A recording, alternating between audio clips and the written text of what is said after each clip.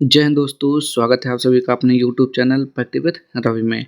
तो आज हम इस वीडियो में पढ़ने वाले हैं बिहार पुलिस कांस्टेबल का आपका जो खान सर के द्वारा टेस्ट नंबर 2 है उसको हम पढ़ने वाले हैं। जो आपका कब पूछा गया था, ये आपका शुरू हुआ था 31 मई 2025 यानी कि कल। आज है 1 तारीख, तो आज हम इसको अपलोड कर रहे हैं। ठीक, तो आज हम इस वीडियो को पढ़ने वाले हैं अच्छे से। तो चलिए पूरा अच्छे से एकदम हम पढ़ने वाले हैं। आपके 100 क्वेश्चन प्रैक्टिस सेट होगा यहाँ पे। और इससे पहले हमने एक वीडियो यानी कि जो 27 तारीख को हुआ था वो हम लोग पढ़ चुके हैं, 27 मई वाला। ठीक, तो आज हम 29 मई वाला पढ़ने वाले हैं। तो यदि आप लोग चैनल पर पहली बार आए हैं तो प्लीज़ चैनल को सब्सक्राइब कर लीजिएगा, और इससे पहली वाली वीडियो नहीं देखी तो उसको भी जाके देख लीजिए। ठीक, तो चलिए स्टार्ट करते हैं आज का वीडियो। पहला क्वेश्चन देखेंगे यहाँ पे। ब्रिटिश संसद ने अमेरिकी उपनिवेशों पर किस प्रकार का कर लगाया था जिससे नो टैक्सेशन विदाउट रिप्रेजेंटेशन का नारा जन्मा? तो बताएंगे यहाँ पे पहले का राइट आंसर क्या हो जाएगा। ठीक, तो यहाँ पे बताएंगे आयकर हो जाएगा, शुगर ड्यूटी और स्टैम्प ड्यूटी, सेवा कर या फिर भूमि कर। तो ये क्या हो जाता है यहाँ पे, ये हो जाएगा शुगर ड्यूटी और स्टैम्प ड्यूटी हो जाएगा इसका राइट आंसर। ठीक, ब्रिटिश संसद ने 1764 में क्या किया था, 1764 में शुगर एक्ट और 1765 में स्टैम्प एक्ट लागू किया था, जिनके तहत अमेरिकी निवेशों पर कर लगाया गया था। ठीक, ये पहला क्वेश्चन हो जाएगा आपका। यहाँ देखेंगे दूसरा, निर्देश दिए गए वाक्यों में से शुद्ध वाक्य का चयन कर उत्तर चिन्हित करें। तो इनमें से आपको बताना है कि शुद्ध वाक्य कौन सा है। ठीक, पहला लिखा हुआ है नदी के किनारे बहुत पेड़ खड़ा है, तो ये गलत होता है। ठीक, नदी के किनारे बहुत पेड़ खड़े हैं, तो यहाँ पे होना चाहिए खड़े हैं, ये आपका गलत है। दूसरा है छात्र अनुशासन प्रिय होना चाहिए, ये भी आपका गलत हो जाएगा। छात्र नहीं, छात्र को, यहाँ पे क्या होना चाहिए, छात्र को। ठीक, यहाँ पे को होना चाहिए। नेक्स्ट है यहाँ पे तीसरा, तीसरा क्या लिखा हुआ है, युद्ध मनुष्य को अमानवीय बनाता है, तो ये आपका एकदम सही लिखा हुआ है। ठीक, ये आपका सही हो जाएगा। चौथा देखेंगे साधनों का विकास करने होंगे, साधनों का विकास करना होगा, ये आपका गलत है यहाँ पे। ठीक, नेक्स्ट क्वेश्चन है यहाँ पे तीसरा, महात्मा गांधी के अनुसार सत्याग्रह का वास्तविक अर्थ क्या था? तो यहाँ पे बताएंगे कि महात्मा गांधी के अनुसार सत्याग्रह का वास्तविक अर्थ क्या था। तो देखते हैं यहाँ पे इन चारों में से इसका राइट आंसर क्या हो जाएगा। तो ये हो जाता है आपका ऑप्शन नंबर सी हो जाएगा, प्रेम, आत्मबल और सत्य पर आधारित सक्रिय अहिंसात्मक प्रतिरोध। ठीक, ये हो जाएगा इसका राइट आंसर। नेक्स्ट है यहाँ पे क्वेश्चन नंबर 4, महामंदी के दौरान अमेरिका ने अपनी अर्थव्यवस्था की रक्षा के लिए क्या कदम उठाया जिससे विश्व व्यापार को एक और झटका लगा? तो बताइए यहाँ पे इसका 4 का राइट आंसर क्या हो जाएगा कि महामंदी के दौरान अमेरिका ने अपनी अर्थव्यवस्था की रक्षा के लिए क्या कदम उठाया जिससे विश्व व्यापार को एक और झटका लगा? तो क्या किया था उसने, आयात शुल्क दोगुना कर दिया, निर्यात बढ़ाया, करों को कम किया, मजदूरी बढ़ाई। तो यहाँ पे जो इसका राइट आंसर हो जाएगा वो हो जाएगा करों को कम कर दिया। आगे बढ़ते हैं यहाँ पे हम पांचवा, चीन में सबसे प्रारंभिक प्रिंटिंग तकनीक किसके माध्यम से विकसित हुई? तो क्या बोलेंगे यहाँ पे इसका राइट आंसर, धातु छपाई, मशीन प्रिंटिंग, डिजिटल प्रिंटिंग या हाथ से छपाई यानी कि हैंड प्रिंटिंग? तो क्या हो जाएगा यहाँ पे पांचवे का राइट आंसर, तो ये हो जाएगा हाथ से छपाई यानी कि हैंड प्रिंटिंग सबसे पहले विकसित हुई थी। आगे बढ़ते हैं हम यहाँ पे क्वेश्चन नंबर 6, चर्च द्वारा लगाया जाने वाला कर जिसमें कृषि उपज का 10वां हिस्सा शामिल होता है उसे क्या कहते हैं? तो चलिए देखते हैं यहाँ पे, चर्च द्वारा लगाया जाने वाला कर जिसमें कृषि उपज का 10वां हिस्सा शामिल होता है उसे क्या कहते हैं? तो उसे क्या बोलते हैं, टेल बोलते हैं, दशमांश बोलते हैं, भूमि कर बोलते हैं या फिर बिक्री कर बोलते हैं। ठीक, तो यहाँ पे आपको 6 का राइट आंसर बताना है, तो उसे बोलते हैं दशमांश। क्या बोलते हैं, दशमांश बोलते हैं। यह क्या होता है, यह कर जो होता है किसानों से उनकी उपज का लगभग 10% हिस्सा, 10% हिस्सा चर्च को दिया जाता था। ठीक, उसे दशमांश बोलते हैं। जो भी जितना भी उत्पादन होगा उसका 10% चर्च को जाएगा। आगे, समुद्रगुप्त को भारतीय नेपोलियन किसने कहा था? तो चलिए बताइए किसने कहा, जेम्स प्रिंसप ने कहा, अल्बर्ट आइंस्टीन ने कहा, विंसेंट स्मिथ ने कहा या आर.सी. मजूमदार ने कहा?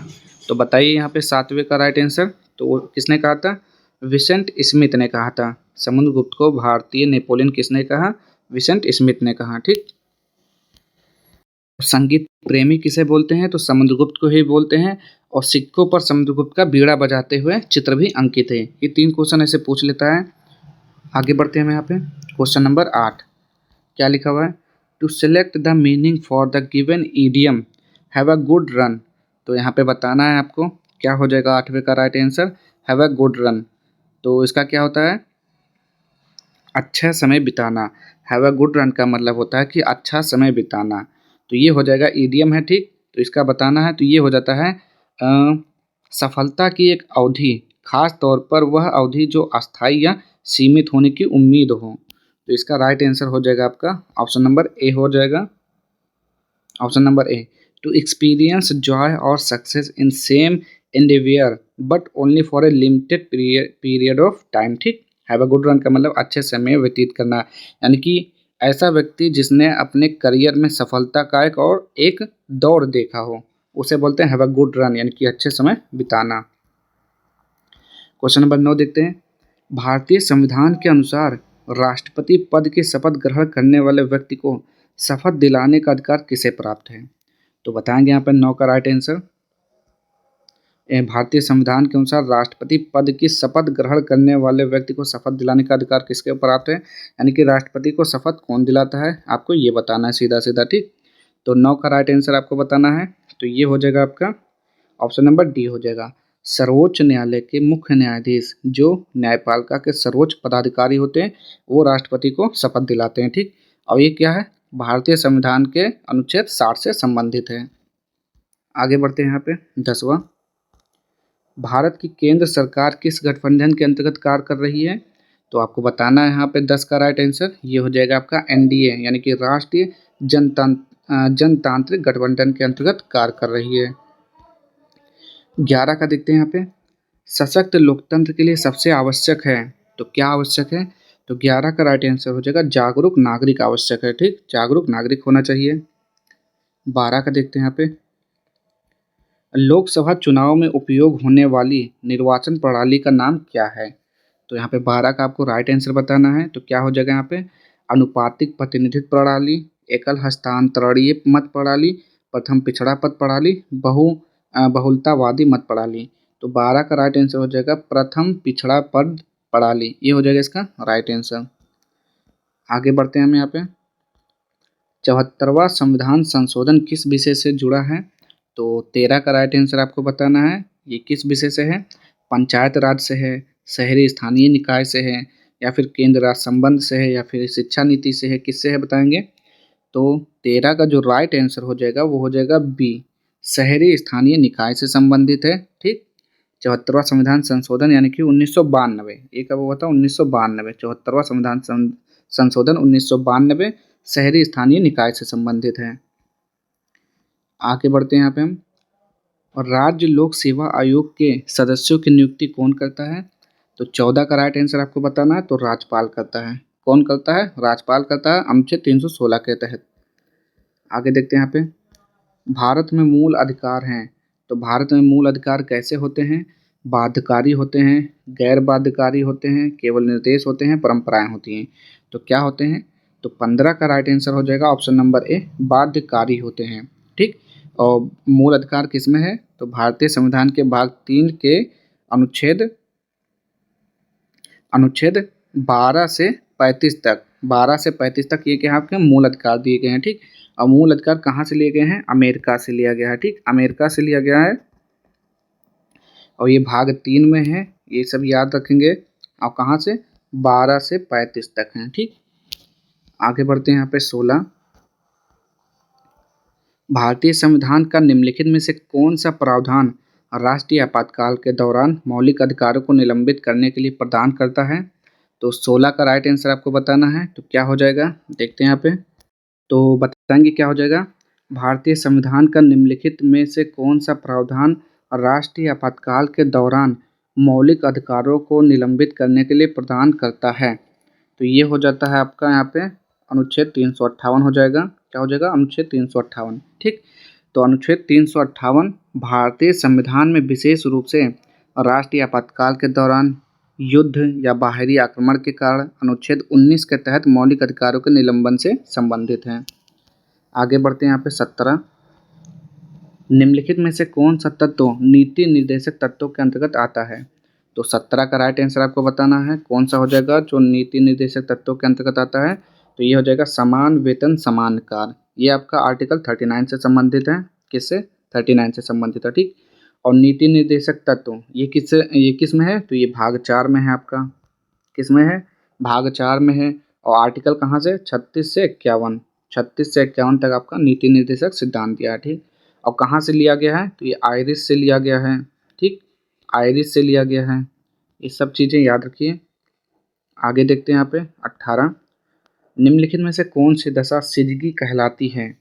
तो 18 का राइट आंसर आपको बताना है। तो ये हो जाएगा आपका ऑप्शन नंबर, तो ये हो जाएगा ऑप्शन नंबर ए। सूर्य, पृथ्वी और चंद्रमा का एक रेखा में होना सिजगी कहलाता है। आगे बढ़ते हैं यहाँ पे 19। यदि एक खनिज क्षेत्र में सीसा पाया जाता है तो उसके साथ किस धातु के मिलने की सर्वाधिक संभावना होती है? तो कौन सा धातु होता है आपको बताना है। तांबा, चांदी, जस्ता, लोहा। तो वो होता है जस्ता। जस्ता हो जाएगा राइट आंसर।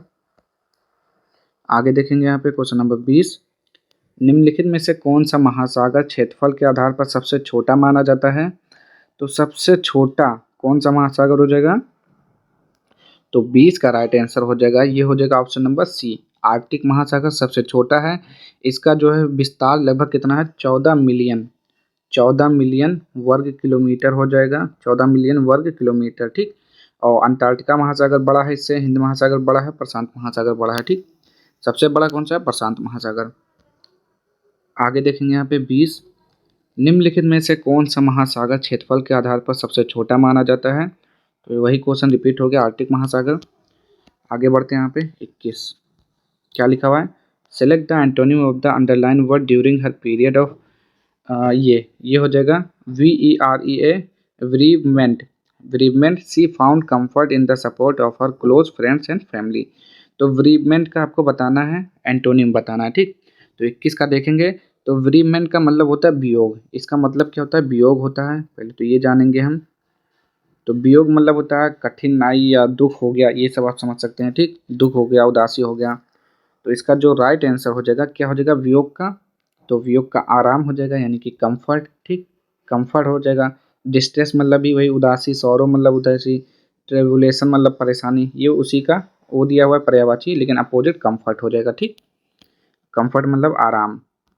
आगे जिब्राल्टर जिब्राल्टर जल संधि के संबंध में निम्न कथनों पर विचार करें। तो चलिए देखते हैं यहाँ पे 22 का राइट आंसर क्या हो जाएगा। यह भूमध्य सागर को अटलांटिक महासागर से जोड़ती है। तो यही तो आपका सही हो गया।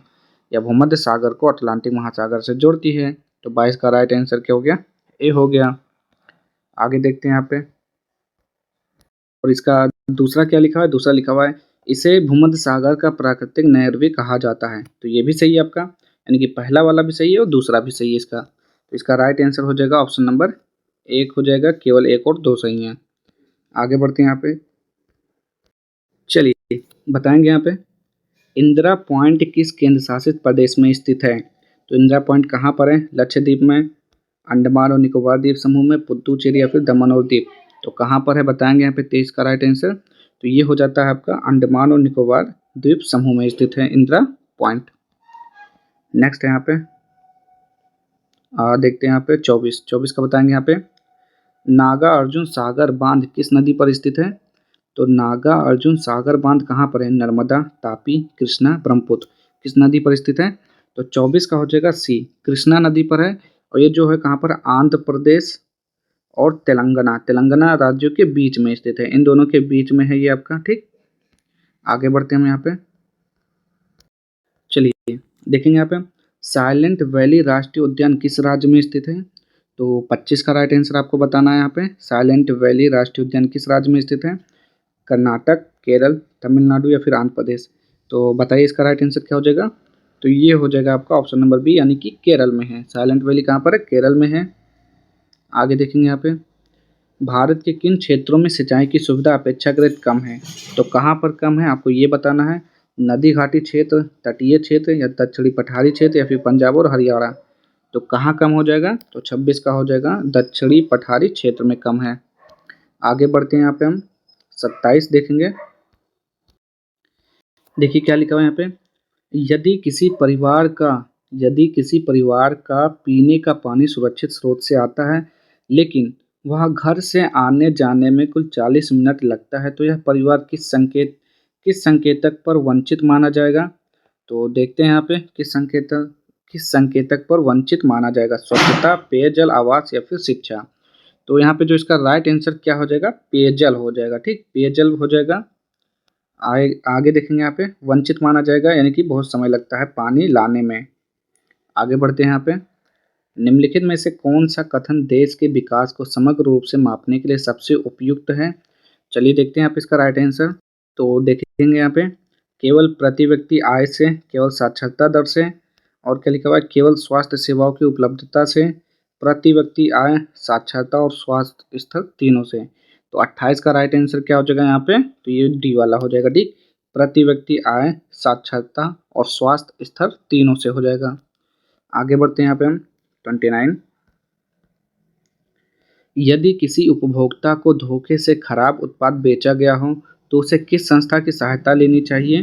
तो बताना है यहाँ पे 29 का राइट आंसर क्या हो जाएगा, ग्राम सभा, नगर निगम, उपभोक्ता विवाद निवारण आयोग या फिर एक है आपका पुलिस थाना। तो किसका साथ लेना चाहिए, सहयोग लेना चाहिए? तो ये हो जाएगा आपका ऑप्शन नंबर सी, उपभोक्ता विवाद निवारण आयोग। ठीक, इसका लेना चाहिए, ये आपका है उपभोक्ता संरक्षण अधिनियम 2019 के अनुसार इसका शरण लेना चाहिए। ठीक, यदि आपके साथ कोई क्या करता है, यदि किसी उपभोक्ता को धोखे से खराब उत्पाद बेचा गया हो तो आप यहाँ पे आप शिकायत कर सकते हैं।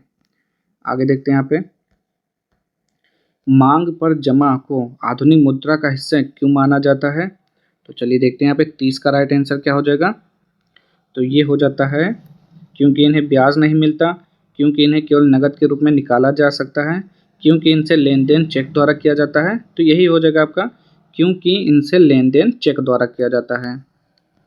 आगे बढ़ते हैं यहाँ पे 31, क्या लिखा हुआ है यहाँ पे देखेंगे, निम्न में से कौन सी युग्म सही सुसंगत नहीं है? तो इसरो बेंगलुरु, तो ये सही है आपका। उपग्रह प्रक्षेपण केंद्र हैदराबाद, तो ये हैदराबाद में है, ये गलत है। ठीक, ये हैदराबाद में नहीं है, ये कहाँ पर है, श्रीहरिकोटा आंध्र प्रदेश में है। ठीक, ये श्रीहरिकोटा आंध्र प्रदेश को हम एपी लिख दे रहे हैं, आईपी। ठीक, विक्रम साराभाई अंतरिक्ष केंद्र तिरुवनंतपुरम में है, ये सही है। उपग्रह केंद्र अहमदाबाद, ये सही है। ठीक, ये आपका गलत था, तो ये हो जाएगा श्रीहरिकोटा आंध्र प्रदेश। इसरो का मुख्यालय कहाँ है, बेंगलुरु कर्नाटक में है। चलिए ठीक है, आगे, वैशाली में विश्व के प्रथम गणतंत्र की स्थापना निम्न में से किसके शासनकाल में मानी जाती है? तो 32 का राइट आंसर हो जाएगा, ये ऑप्शन नंबर ए हो जाएगा। ठीक, लिच्छवी गणराज्य द्वारा मानी जाती है। आगे देखते हैं यहाँ पे 33, निम्नलिखित में से कौन नीति आयोग की एक पहल है? तो नीति आयोग की एक कौन पहल है, मनरेगा है, भारत नेट है, मध्याह्न भोजन योजना है, अटल नवाचार मिशन है। तो 33 का राइट आंसर क्या हो जाएगा, अटल नवाचार मिशन हो जाएगा। ठीक, अब देखते हैं यहाँ पे नीति आयोग। ठीक, तो नीति का फुल फॉर्म क्या होता है? तो नीति का फुल फॉर्म होता है National Institution for Transforming India. ठीक, National Institution for Transforming India हो जाएगा, और इसकी स्थापना 1 जनवरी 2015 में की गई। ठीक, 2015 में की गई, 2015 में की गई इसकी स्थापना। उसके अध्यक्ष कौन होते हैं? पीएम यानी कि प्रधानमंत्री होते हैं। ठीक, ये पॉइंट याद रखिएगा सब। आगे, सुएज नहर किस देश में स्थित है? तो बताएंगे यहाँ पे सुएज नहर कहाँ पर है, सऊदी अरब, तुर्की, मिस्र, इराक, कहाँ पर है? तो 34 का राइट आंसर हो जाएगा सी, ये आपका मिस्र में है। ठीक, आगे देखेंगे यहाँ पे 35, बिहार में पाई जाने वाली किस चट्टानी संरचना से प्राप्त पाइराइट का उपयोग गंधक निर्माण में किया जाता है, जबकि वही संरचना ऐतिहासिक स्मारकों के निर्माण में भी प्रयुक्त हुई है? तो बताएंगे यहाँ पे किस चट्टानी संरचना से प्राप्त, क्या लिखा हुआ है, बिहार में पाई जाने वाली किस चट्टानी संरचना से प्राप्त पाइराइट का उपयोग गंधक निर्माण में किया जाता है, जबकि वही संरचना ऐतिहासिक स्मारकों के निर्माण में प्रयुक्त हुई? तो बताना यहाँ पे कौन सी चट्टाने हो जाएगा यहाँ पे, तो यहाँ पे 35 बताना। ठीक, तो 35 का हो जाएगा विंध्यन समूह की चट्टाने, विंध्यन समूह की चट्टाने हो जाएगा। आगे, गरुड़ शक्ति संयुक्त सैन्य अभ्यास किन दो देशों के बीच आयोजित होता है? तो 36 का राइट आंसर हो जाएगा भारत नेपाल, भारत और इंडोनेशिया, भारत और फ्रांस, भारत और श्रीलंका, क्या हो जाएगा, चारों में से बताना आपको राइट आंसर। तो 36 का हो जाएगा ऑप्शन नंबर बी, भारत और इंडोनेशिया। आगे बढ़ते हैं यहाँ पे हम। 37, निम्नलिखित में से कौन सा भारत का पहला उपग्रह था जिसे इसरो ने लॉन्च किया? तो बताएंगे यहाँ पे इसका राइट आंसर क्या हो जाएगा 37 का। तो 37 का हो जाएगा ऑप्शन नंबर ए, आर्यभट्ट हो जाएगा। ठीक, आर्यभट्ट को कब इसको किया गया था लॉन्च? तो 19 अप्रैल हो गया 1975 को। 19 अप्रैल 1975 को सोवियत संघ के कास्मोट्रोस, क्या हो जाएगा, कास्मो कास्मोड्रोम से इंटर कास्मोस रॉकेट के माध्यम से लॉन्च किया गया था। ठीक, आगे देखते हैं यहाँ पे। समानता की प्रतिमा किस संत को समर्पित है? तो 38 का राइट आंसर आपको बताना है। तो ये हो जाएगा आपका क्या, संत कबीर, गुरु नानक देव, श्री रामानुजाचार्य, चैतन्य महाप्रभु। तो 38 का राइट आंसर क्या हो जाएगा, श्री रामानुजाचार्य हो जाएगा। समानता की प्रतिमा किस संत को समर्पित है? तो श्री रामानुजाचार्य। आगे, हाल ही में भयंकर भूख संकट के कारण चर्चा में आया दारफुर क्षेत्र किस देश का हिस्सा है? तो सूडान है का है, अल्जीरिया का है, लीबिया का है या फिर मिस्र का है? तो बताएंगे यहाँ पे 39 का राइट आंसर, तो ये हो जाएगा सूडान का है ये। आगे देखते हैं यहाँ पे 40। तो 40 का आपको बताना है यहाँ पे। हाल ही में federation of all India IT association का अध्यक्ष किसे चुना गया है? तो बताएंगे यहाँ पे इसका अध्यक्ष किसे चुना गया है 40 का राइट आंसर। तो क्या हो जाएगा, अनिल कुमार, नवीन गुप्ता, संजय शर्मा। तो इसका जो राइट आंसर हो जाएगा वो क्या हो जाएगा, नवीन गुप्ता हो जाएगा। क्या हो जाएगा, नवीन गुप्ता हो जाएगा। ठीक, और इसका फुल फॉर्म क्या होता है, all India federation of all India IT association. ये तो हो तो लिख तो गया। ठीक, अब इसका क्या करना है, चलिए आगे बढ़ते हैं यहाँ पे। 41 का देखेंगे। विश्व बॉक्सिंग कप फाइनल 2025 की मेजबानी किस देश को सौंपी गई है?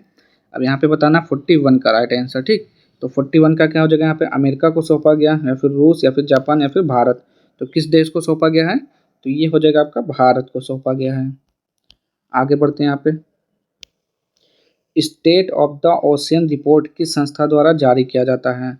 तो यहाँ पे बताना है 42 का राइट आंसर, विश्व बैंक के द्वारा, संयुक्त राष्ट्र शैक्षिक वैज्ञानिक और सांस्कृतिक संगठन यूनेस्को के द्वारा, या फिर अंतर्राष्ट्रीय समुद्री संगठन आईएमओ के द्वारा, या फिर आपका चौथा हो जाएगा विश्व समुद्री अनुसंधान परिषद के द्वारा।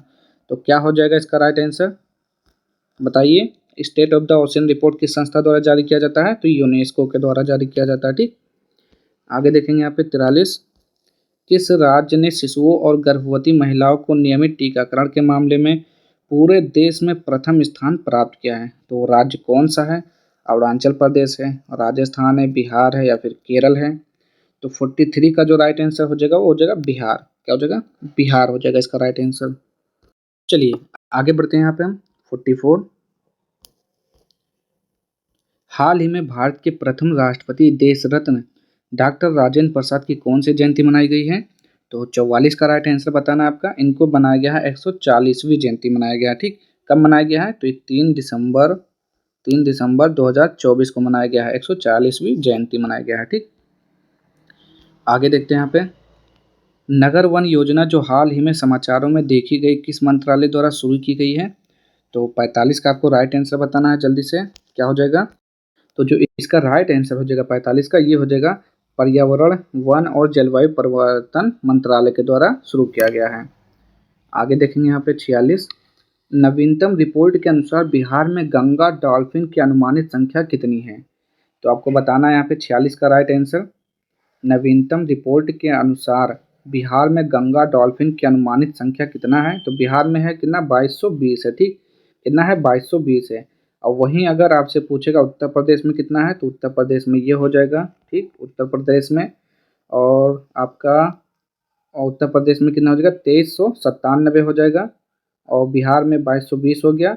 पश्चिम बंगाल में पूछेगा तो 815। ठीक, पश्चिम बंगाल का ये दिया हुआ है, पश्चिम बंगाल का 815 दिया हुआ है। अब आगे बढ़ते हैं हम यहाँ पे नेक्स्ट क्वेश्चन की तरफ। 47, बिहार के बेगूसराय जिले के किस शिक्षक को शिक्षा गृह पुरस्कार 2025 से सम्मानित किया गया है? तो 47 का राइट आंसर हो जाएगा option number B, Ranjan Kumar को दिया गया है। ठीक, किसे, रंजन कुमार। आगे बढ़ते हैं यहाँ पे। हाल ही में बिहार के किन दो विश्वविद्यालयों को अनुसंधान विश्वविद्यालय का दर्जा दिए जाने की घोषणा की गई है? तो कौन सा विश्वविद्यालय है आपको बताना है यहाँ पे इसका राइट आंसर। तो इसका राइट आंसर क्या हो जाएगा, तो इसका राइट आंसर हो जाएगा ऑप्शन नंबर ए, पटना विश्वविद्यालय और ललित नारायण मिथिला विश्वविद्यालय हो जाएगा। ठीक, आगे बढ़ते हैं हम यहाँ पे नेक्स्ट क्वेश्चन की तरफ। 49, हाल ही में किस प्रख्यात इतिहासकार और काशी प्रसाद जायसवाल शोध संस्थान पटना के पूर्व निदेशक का 85 वर्ष की आयु में निधन हो गया। तो 49 का राइट आंसर आपको बताना है। तो ये हो जाते हैं आपके डॉक्टर चित्तरंजन प्रसाद सिन्हा हो जाएंगे। आगे बढ़ते हैं यहाँ पे 50, 16वें ग्रह शिखर सम्मेलन के दौरान बिहार के किस विश्वविद्यालय को sustainable building materials and technology श्रेणी में उत्कृष्ट योगदान के लिए पुरस्कार प्रदान किया गया। तो बताएंगे यहाँ पे किस विश्वविद्यालय को। तो 50 का राइट आंसर हो जाएगा मगध विश्वविद्यालय को। किसे? मगध विश्वविद्यालय को। 51 का देखेंगे, बिहार के पूर्व पुलिस महानिदेशक के ए जैकब, जिनका हाल ही में निधन हो गया, मूल रूप से किस राज्य के निवासी थे। तो 51 का राइट आंसर बताना है। ये निवासी थे आपके केरल के। ठीक, कहाँ के निवासी थे? केरल के निवासी थे। आगे, आईपीएल 2025 की नीलामी में बिहार के वैभव सूर्यवंशी को किस टीम ने 1 करोड़ 10 लाख रुपए की बोली लगाकर खरीदा। तो 52 का राइट आंसर क्या हो जाएगा यहाँ पे? राजस्थान रॉयल ने खरीदा था। ठीक, राजस्थान रॉयल की टीम में है वैभव सूर्यवंशी और ये दुनिया के सबसे कम उम्र के क्रिकेटर भी बन गए हैं। आगे देखेंगे यहाँ पे, भारत अंतर्राष्ट्रीय व्यापार मेला के 43वें संस्करण में किस राज्य ने स्वर्ण पदक जीता।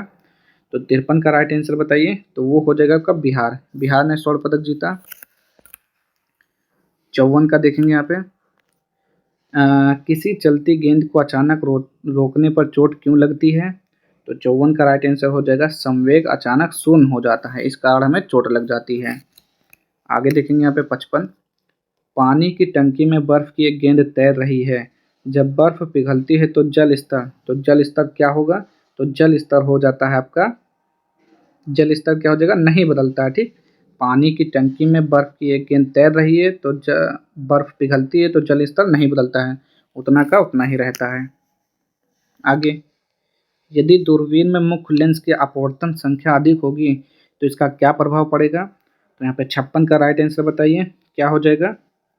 तो ये हो जाता है आपका ऑप्शन नंबर बी, प्रकाश की किरणें अधिक मुड़ेंगी और चित्र अधिक स्पष्ट होगा। नेक्स्ट है यहाँ पे 57, बताएंगे यहाँ पे, जो वस्तु प्रकाश के सभी रंगों का अवशोषण कर लेती है उसका रंग होगा। तो उसका रंग कैसा होगा। 57 का आपको राइट आंसर बताना है। तो वो हो जाएगा आपका काला हो जाएगा उसका रंग। आगे देखते हैं यहाँ पे 58, वायु में आर्द्रता बढ़ने पर हवा का घनत्व किस प्रकार प्रभावित होता है। तो बताएंगे यहाँ पे 58 का राइट आंसर। तो ये हो जाता है आपका ऑप्शन नंबर बी, घट जाता है। ठीक, हवा का घनत्व किस प्रकार प्रभावित होगा, घट जाएगा। आगे बढ़ते हैं यहाँ पे 59, पीसा की झुकी हुई मीनार क्यों नहीं गिरती है। तो बताना है यहाँ पे 59 का राइट आंसर, पीसा की झुकी हुई मीनार क्यों नहीं गिरती है। तो ये हो जाएगा आपका ऑप्शन नंबर डी हो जाएगा, गुरुत्व केंद्र की लंब सीध आधार के भीतर रहती है, इसी कारण वो नहीं गिरती है। आगे देखेंगे यहाँ पे क्वेश्चन नंबर 60, प्रेशर कुकर भोजन को जल्दी क्यों पकाता है। तो 60 का राइट आंसर हो जाएगा क्योंकि कुकर के भीतर दाब अधिक होने के कारण वो जल्दी पक जाता है। ठीक, आगे देखते हैं यहाँ पे 61, विसरण की प्रक्रिया के लिए आवश्यक क्या है। तो 61 का राइट आंसर बताना है यहाँ पे बी, कणों की स्वतंत्र गति आवश्यक होता है। आगे देखेंगे यहाँ पे 62, यदि दो परमाणुओं के बीच बॉन्ड लंबाई कम है तो आमतौर पर उनका बॉन्ड कैसा होता है। चलिए देखेंगे यहाँ पे 60 का लिखा हुआ, प्रेशर कुकर भोजन को जल्दी क्यों पकाता है। तो बताएंगे यहाँ पे इसका राइट आंसर क्यों हो जाएगा। देखिए, प्रेशर कुकर भोजन को जल्दी क्यों पकाता है, क्योंकि उसके अंदर जो है दाब बढ़ जाता है, भीतर दाब बढ़ जाता है, इसलिए भोजन जल्दी पक जाता है। ठीक, आगे देखेंगे यहाँ पे 61, विसरण की प्रक्रिया के लिए आवश्यक क्या है। तो बताना है यहाँ पे 61 का राइट आंसर क्या हो जाएगा। तो विसरण की प्रक्रिया के लिए आवश्यक क्या है। तो ये हो जाएगा कणों की स्वतंत्र गति हो जाएगा। ठीक, क्या हो जाएगा, कणों की स्वतंत्र गति। नेक्स्ट है यहाँ पे, यदि दो परमाणुओं के बीच बॉन्ड लंबाई कम है तो आमतौर पर उनका बॉन्ड कैसा होता है। तो 62 का राइट आंसर बताना है। तो क्या हो जाएगा आपका बताइए। तो ये हो जाता है आपका ऑप्शन नंबर बी, मजबूत और छोटा होता है। नेक्स्ट है यहाँ पे 63, निम्नलिखित में से कौन सा अणु अध्रुवीय बंध का उदाहरण है।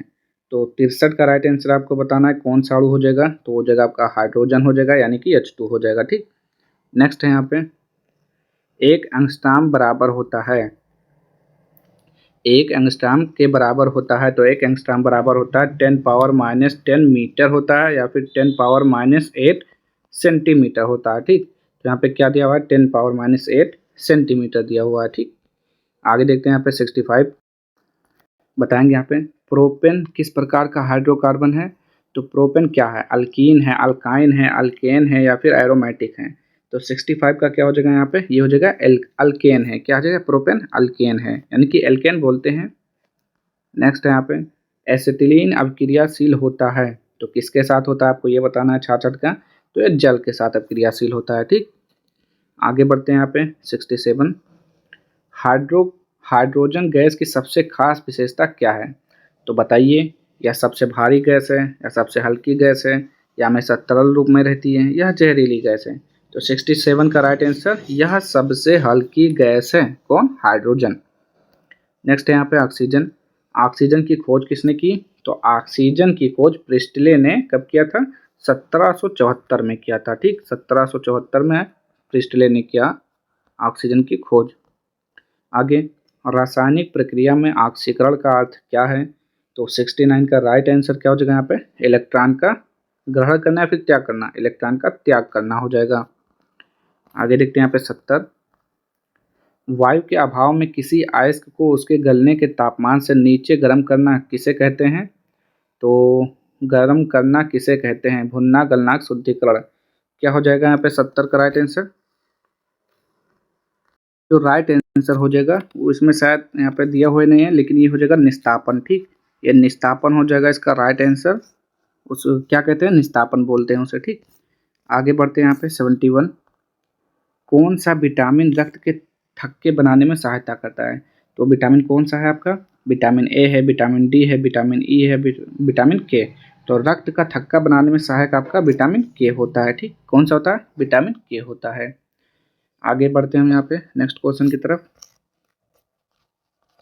मानव शरीर में क्रोमोसोम की संख्या कितनी होती है। तो मानव शरीर में क्रोमोसोम की संख्या 23 जोड़ा यानी कि 46 होती है। तो कहाँ पर है, ऑप्शन नंबर सी हो जाएगा 46 इसका राइट आंसर। पुरुष में कौन कौन सा होता है गुणसूत्र, तो एक्स वाई होता है, ये आपका मेन में होता है, और वुमेन में क्या होता है, एक्स एक्स होता है। ठीक, आगे बढ़ते हैं यहाँ पे 73, एक शाकाहारी को शरीर के लिए आवश्यक फास्फोरस कहाँ से मिलता है। तो 73 का राइट आंसर आपको बताना है, दूध, सोयाबीन, चावल, मछली। तो ये दूध से मिलता है। ठीक, कहाँ से, दूध से मिलता है आपका। आगे बढ़ते हैं यहाँ पे 74, टेंडन और लिगामेंट किस प्रकार के संयोजी ऊतक हैं। तो 74 का राइट आंसर बताइए। तो ये हो जाएगा घना संयोजी ऊतक। ठीक, घना संयोजी ऊतक हो जाएगा। आगे, आयरिस का क्या कार्य है, यानी कि आयरिस का कार्य बताना है आपको। तो ये हो जाता है आपका क्या, बताइए। तो ये हो जाएगा आपका रेटिना तक पहुंचने वाले प्रकाश की मात्रा को नियंत्रित करना। ठीक, आगे बढ़ते हैं यहाँ पे 76, ए, बी और ओ रक्त समूहों की खोज किसने की थी। तो रक्त समूहों की खोज कार्ल लैंडस्टीनर ने की, और कब किया था आपका, 1901 में किया था। ठीक, 1901 में किया था, और इसीलिए इनको 1930 में नोबेल पुरस्कार मिला। ठीक, 1930 में इनको नोबेल पुरस्कार मिला था इस खोज के कारण। पेट के गैस्ट्रिक जूस में कौन कौन से घटक होते हैं। तो 77 का राइट आंसर आपको बताना है यहाँ पे, पेट के गैस्ट्रिक जूस में कौन कौन से घटक होते हैं। तो वो आपका कौन होता है, हाइड्रोक्लोरिक एसिड होता है, पेप्सी, नोजोन है, और बलगम होता है। ठीक, ये तीनों होते हैं आपके। आगे 78, कोशिका में पाए जाने वाले गुणसूत्र जो लिंग, सेक्स के अलावा अन्य लक्षणों के लिए जिम्मेदार होते हैं, उन्हें क्या कहते हैं। तो 78 का राइट आंसर क्या हो जाएगा यहाँ पे, राइट, ऑटोसोम, उन्हें ऑटोसोम बोलते हैं। ठीक, आगे बढ़ते हैं यहाँ पे 79, पौधों में भोजन स्टार्च के रूप में संग्रहित होता है, जानवरों में यह आमतौर पर किसके रूप में संग्रहित होता है। तो जानवरों में ग्लाइकोजन के रूप में होता है। ठीक, किसके रूप में, ग्लाइकोजन के रूप में होता है। आगे देखेंगे यहाँ पे 80, निम्नलिखित में से किसे कोशिका का पावर हाउस कहते हैं। तो कोशिका का पावर हाउस, ये पढ़ते आ रहे हैं आप, तो माइटोकॉन्ड्रिया, माइटोकॉन्ड्रिया हो जाएगा कोशिका का पावर हाउस। अब 81 मैथ के क्वेश्चन है, आंसर बताएंगे, सॉल्व आप लोग करेंगे, ठीक। तो 81 का हो जाएगा यहाँ पे ऑप्शन नंबर डी हो जाएगा। स्क्रीन शॉट लेके सॉल्व कर लीजिएगा। यहाँ 82 को जब सॉल्व करेंगे ना तो इसका राइट आंसर डी आ जाएगा। आगे बढ़ते हैं यहाँ पे 83, स्क्रीनशॉट ले लीजिए। तो 83 को सॉल्व करेंगे तो इसका राइट आंसर ए हो जाएगा।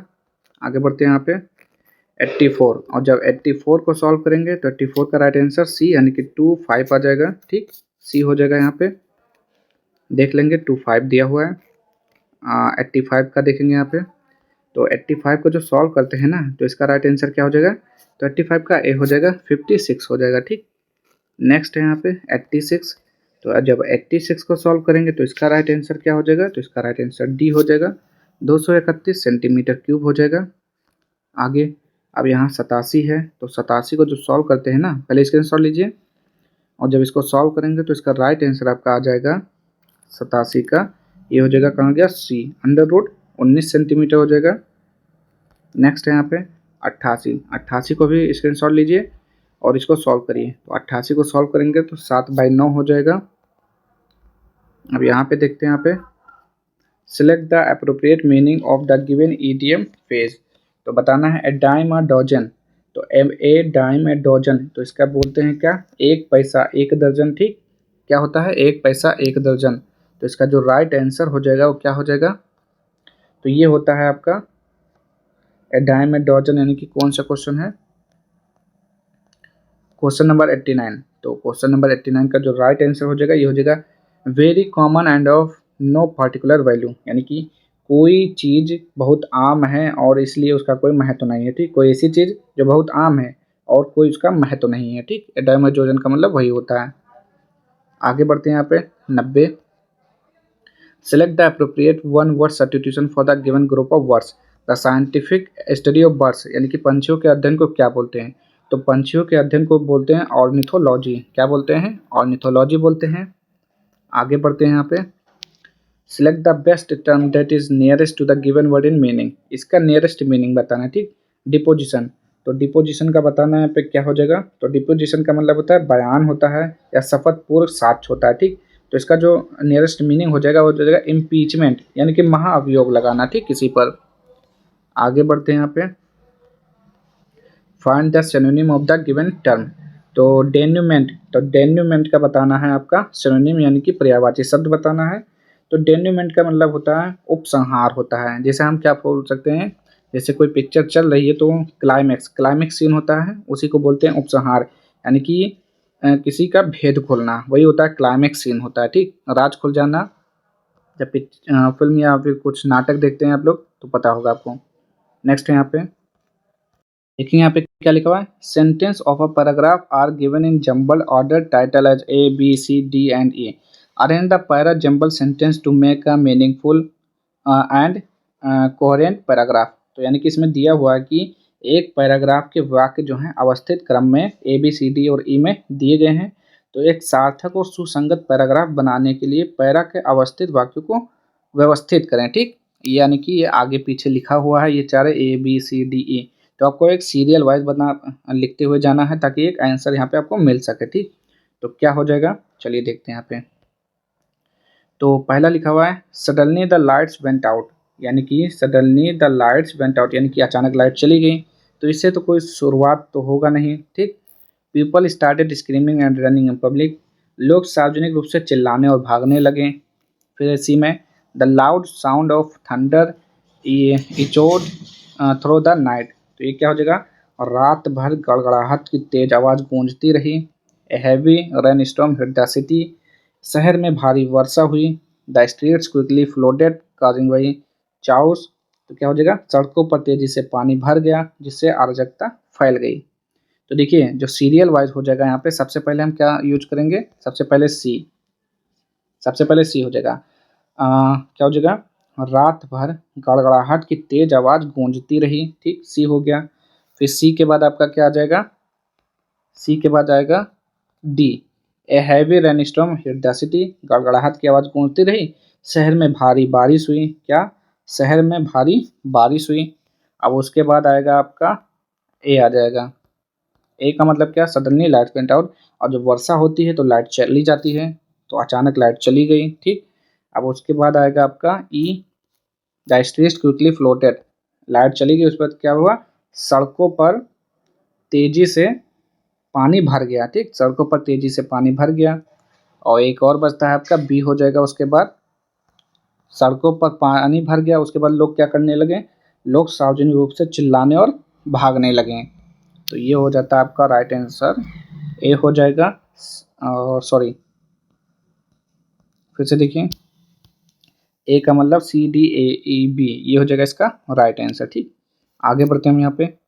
लिखा हुआ है select the word that contains the opposite meaning to the given word coarse. तो कोयर्स का बताना है आपको, अपोजिट बताना है।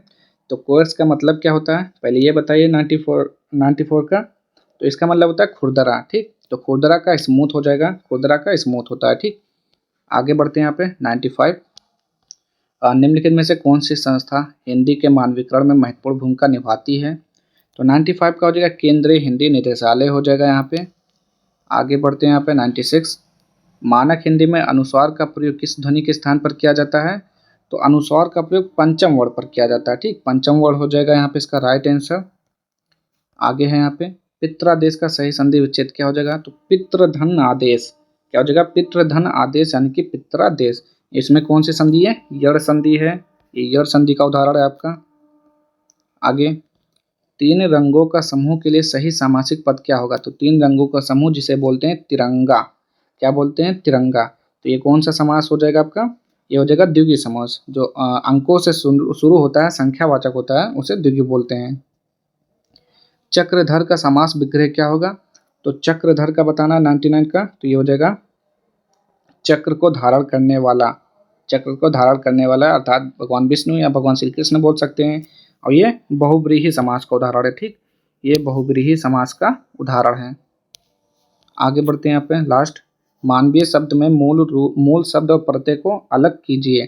तो मानव धन ये हो जाएगा, मानवीय का मानव धन ये हो जाएगा, ठीक, ये अलग अलग हो गए, ठीक। तो आज के सारे क्वेश्चन यहीं पे लगभग समाप्त होते हैं। अगर आपको वीडियो पसंद आया तो प्लीज़ चैनल को लाइक शेयर और सब्सक्राइब कर दीजिएगा। मिलते हैं नेक्स्ट वीडियो में इसके अगले प्रैक्टिस सेट के साथ। तब तक के लिए जय हिंद, जय भारत।